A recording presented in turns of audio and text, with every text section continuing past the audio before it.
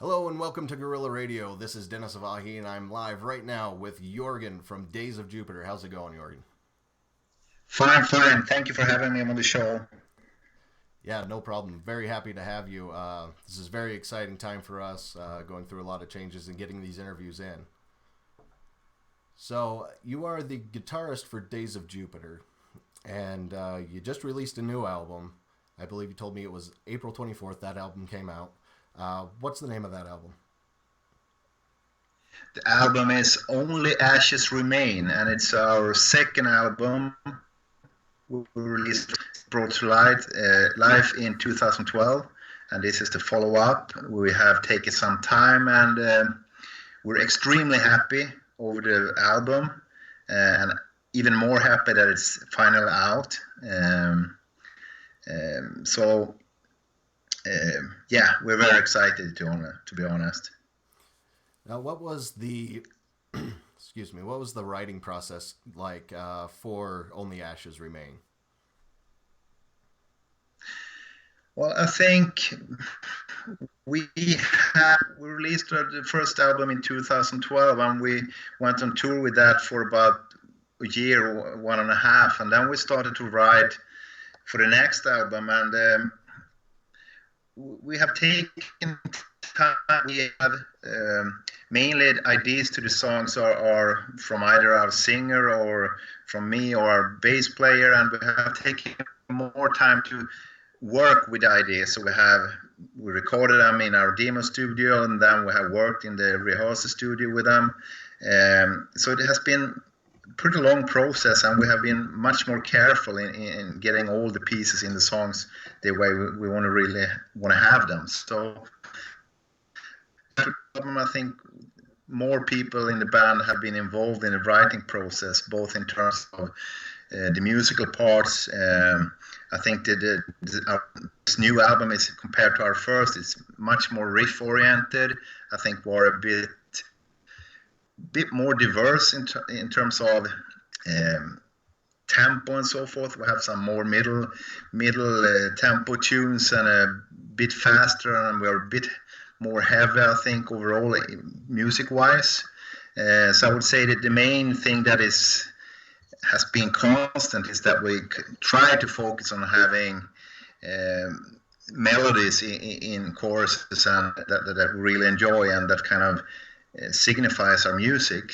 So if you listen to our first album, there's a lot of good melodies, and we have kept that to the second album, but we have worked with making mainly the music a bit more heavy, a bit more faster, and I think we have actually succeeded quite well. So I think it's a quite diverse album. It has a lot of different tunes, really good on their own, but I think they also are more go well together on the album as a whole. So we're quite satisfied with that.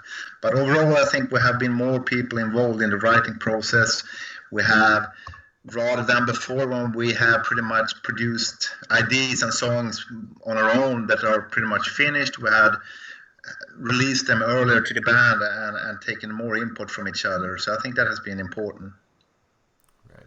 Now, off of that new album, we are actually playing the song Broken Halo. Tell us a little bit about the process that went into that particular song. Broken Halo is actually a song that I think the main part of the song is written by myself, and it was written pretty much in connection to when we released the first album. So I think it's the song that it was written quite long ago. So I started it and did the music on that one, and I was quite happy with it. But at that moment, we were into touring the first album, so we put it aside. And then we started about a year ago, or maybe 1.5 years ago, we started to look at new songs for the second album, and we picked it up again. And so we had the music, and I worked with our singer, and we find a good melody and so forth for the song. We took it to the band and worked a bit with it. Did some changes in the rehearsal studio. We changed the chorus a bit, we changed the bridge a bit, and so forth. So it's a song that has been, at least for me myself, it has been with me since at least 2012. So I'm quite happy that it actually fell out as my vision with the song was, yeah. So it has actually been with us for quite some time. So I'm very happy that you're playing that tune. Yeah, we like it. It's a really good tune, and it has all of the great makings of a very good song. And I have to think that maybe that's attributed to how much time you actually ended up putting into it. I mean, if you have a song for 3 years, it's going to be pretty refined. Yeah, it can be both either ways. I think sometimes you tend to overwork songs. At least that's my experience. But this one, we did the music way back, and well, we picked it up in a later stage. So yeah, it fell out quite good, to be honest. We're at least very satisfied with it, and but as you say, we have taken care of. We wanted to be really satisfied with each detail in the song. I mean, the verse, the chorus, and the bridge, and so forth. So yeah. So you've told me that right now you're mostly promoting the new album, going around. You're doing interviews such as this one all over, basically all over the world. You've done other ones in the U.S. and throughout the Scandinavian countries there. How has that process kind of been? Is that a little bit different than what you're used to, just, writing, playing, things like that?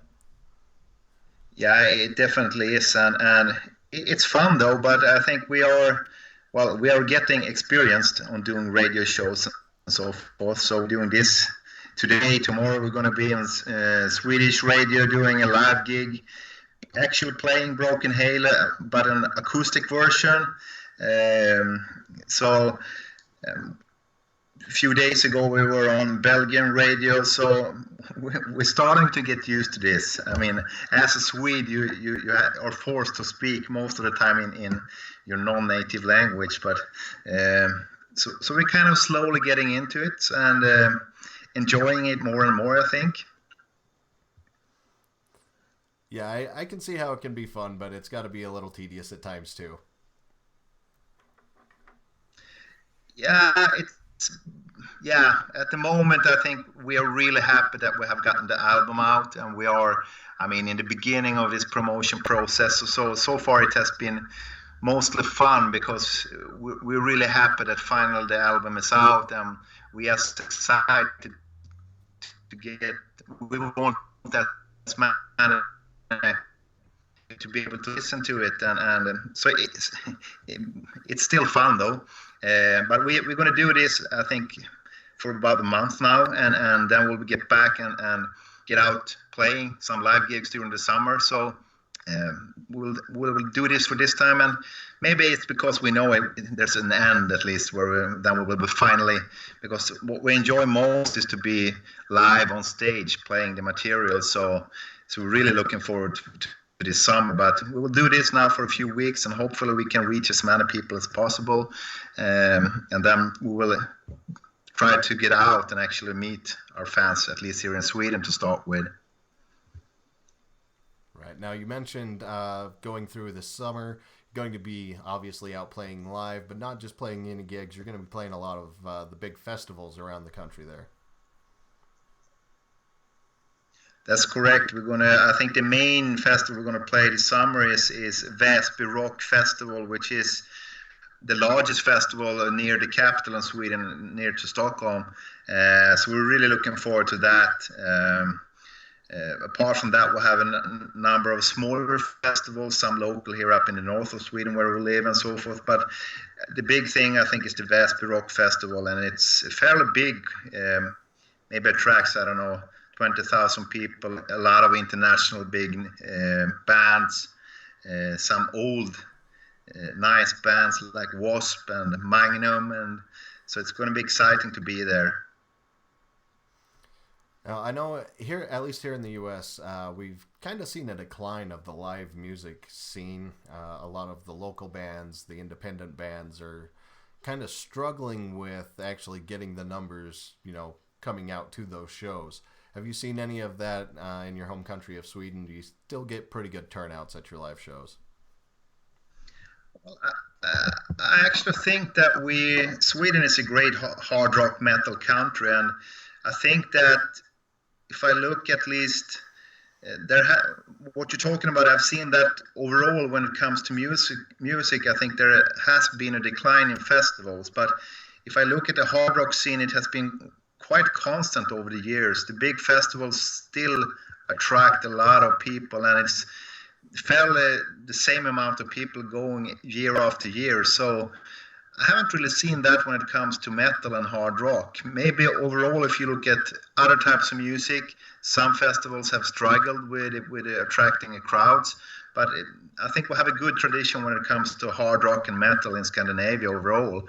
And I think the big festivals in Sweden they have been very solid. They have had a solid crowd over the years. So I haven't really seen it when it comes to the type of music we play. And we have had great turnouts for our gigs over the last year at least, and we're obviously quite happy about that. But I think hard rock and metal is in the blood of the Swedes, so they will continue to come to these festivals. At least that's my impression. Yeah, it does seem that Sweden in particular, but all of the Nordic countries are kind of got a nice basis for that hard rock music. Us in particular on Guerrilla Radio, we have several bands from that area that we play, and it seems like we've got a lot of stuff that comes from that area, a little bit from everywhere else, but a lot from there. Yeah, I think there's a lot of great bands in Sweden, and you also have great bands in Finland and in Norway. So I'm not sure why. If it's the climate up here, it's a bit rough, and maybe it suits our mentality. But I don't know. Hard rock and metal is there's a lot of bands, good bands, and there's a good crowd going and listening to them. Definitely. Well, thanks for coming on and talking to us for a bit. We look forward to talking to you again in the future. You did mention that hopefully you'll be working on another new album in the near future, and we look forward to that as well. Okay, thank you very much for having us. You bet. That was Jorgen from Days of Jupiter right here on Guerrilla Radio. Click the link right now and go check them out.